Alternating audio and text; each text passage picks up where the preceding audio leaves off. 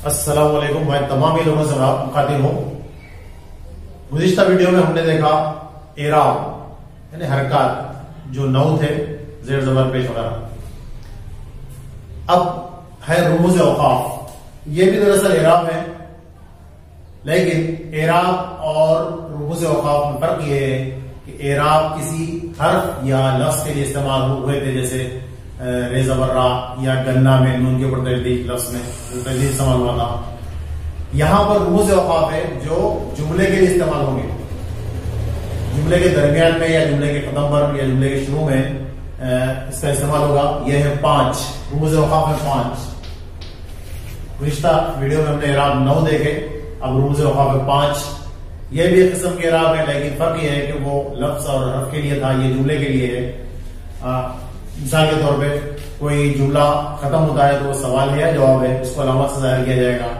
कोई लफ्ज खत्म होता है तो वो लफ्ज किस कैफियत को बयान कर रहा है, यानी हुर्फ़े फजाइया जिसको कहते हैं, ताजुब खैर जुमले, बेसाख्ता जुमले या बेसाख्ता अल्फाज, जिस तरह वाह हम उसको अलामत लगाते हैं, हुर्फ़े फजाइया 70 मार्क जिसको कहते हैं।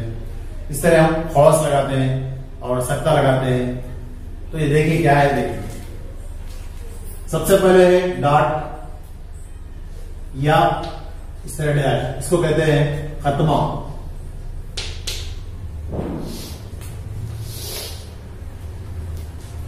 इसके बाद है ये किसी जुमले के खत्म पर डाट या डैश लगाया जाता है। अगर हम कोई कहानी लिखें और उसमें इन चीजों को ना लगाएं तो कहानी का मतलब समझ में नहीं आएगा कि कहानी में क्या चीज बयान की जा रही है। उसमें कोई दो जो है ना किरदार है, पहला किरदार दूसरे किरदार से पूछता है आपका नाम क्या है, तो वहां पर सवालिया निशान लगाना पड़ेगा, तो उससे बात समझ में आएगी। इस तरह आगे देखिए क्या है, खत्मा के बाद देखें हम सक्ता। ये उल्टा पेश होता है, इसको कहते हैं सक्ता। आप कुछ तरकारियों के नाम गिनवा रहे हैं या फलों के नाम गिनवा रहे हैं, तो मुसलसल अगर लिखते जाएं तो मुनासिब नहीं होगा। अगर हम लिखे कद्दू, कामा तुरई, कामा टमाटर, तो इस तरह हम ये इसको कामा उल्टा कामा है ना, इसको सक्ता कहेंगे। तो उसको रुक रुक कर लिखा है, लिखने के बाद उसको पढ़ने वाले रुक रुक कर पढ़ेंगे, या एक साथ उसको गिराया जाए तो मुनासिब नहीं होगा। कद्दू, टमाटर, आलू, इस तरह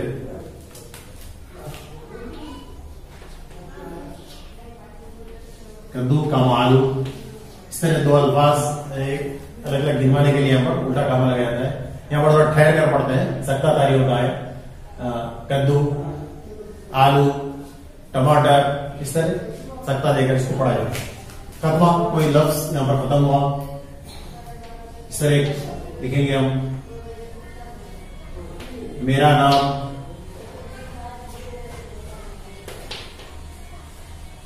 अब्दुल अलीम है, तो यहां पर हमें सक्ता देना होगा, ये खत्मा देना होगा, खत्मा या डाट या इस तरह डैश, ये खत्मा और ये सक्ता है।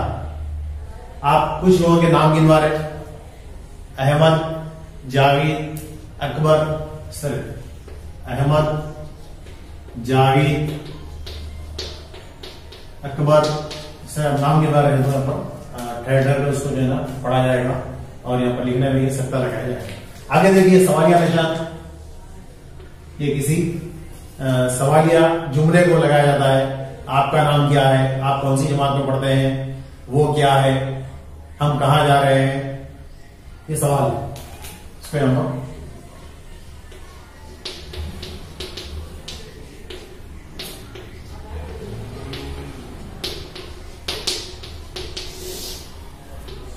जुमले के खत्म पर सवालिया निशान लगाया जाता है, जिससे इसकी अलामत से पहचाना जाता है कि ये सवालिया जुमला है। आगे देखिए इस तरह उल्टे दो पेश, इस तरफ इसका रुख ऐसा होता है, इधर ये नीचे बात नहीं ऊपर हो जाता है। इसके दरमियान में उल्टे दो पेश कहते हैं। यहां पर दरअसल कोई किसी का डायलॉग है, किसी का खास जो है ना कौल है, तो उसको जब लिखा जाता है तो इन कामों का इस्तेमाल किया जाता है। जैसे टीपू सुल्तान रहमतुल्लाह ने कहा 100 साल गीदड़ की जिंदगी से एक दिन की शेर की जिंदगी बेहतर है।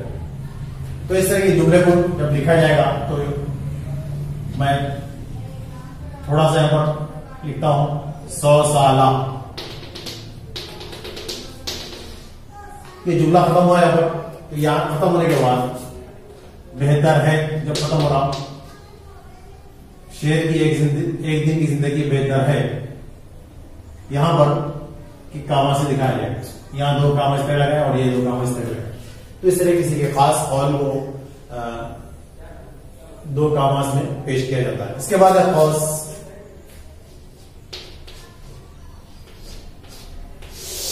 इसको इंग्लिश में ब्रैकेट कहते हैं। यहां पर ये मौके के लिहाज से इस्तेमाल होगा। जैसे कोई बात है जो आप, जैसे मिसाल के तौर पे आपने रकम लिखा 600 रुपये, 600 रुपये आपने लिखा। अब इसको आप ब्रैकेट में इसको अल्फाज में लिखते हैं 600 रुपये। इसकी वजाहत के लिए इस तरह कौस को इस्तेमाल करें। या फिर आप इम्तिहान में मल्टीपल चॉइस जो सवालिया मशवरा होता है उसमें आप कौन सा जवाब सही है उसको कौस में आप लेना लिखते हैं, ऊपर जाहिर करते हैं। इस तरह कौस का इस्तेमाल होता है। 1 2 3 4 5 रूप से औकात को हमने देखा। ये इसके आगे है और फजाइया।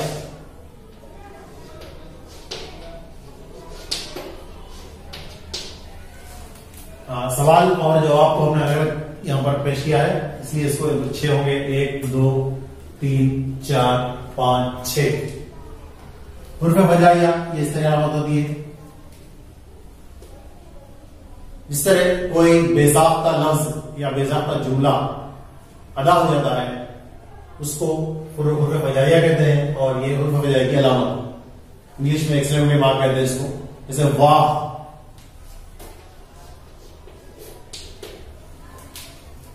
बेसाख्ता आप कोई अच्छी चीज लगी, किसी की आपने कह दिया कि माशा अल्लाह।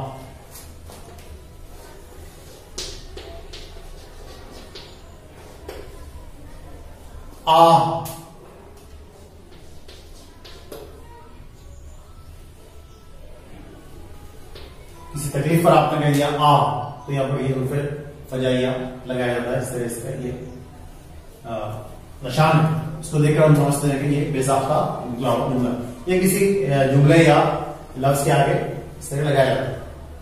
आप एक पैराग्राफ लीजिए किसी किताब से और वहां जरूरत एक सबक लीजिए या एक पैराग्राफ लीजिए, जहां जरूरत है उसको वहां पर इन चीजों का इस्तेमाल कीजिए और सबक में इन चीजों को तलाश कीजिए और आप उस पर गौर कीजिए, मुशाहिदा कीजिए कि ये किस तरह इसका इस्तेमाल सबक में हुआ है। तो इससे आपको फायदा होगा। अल्लाह हाफिज।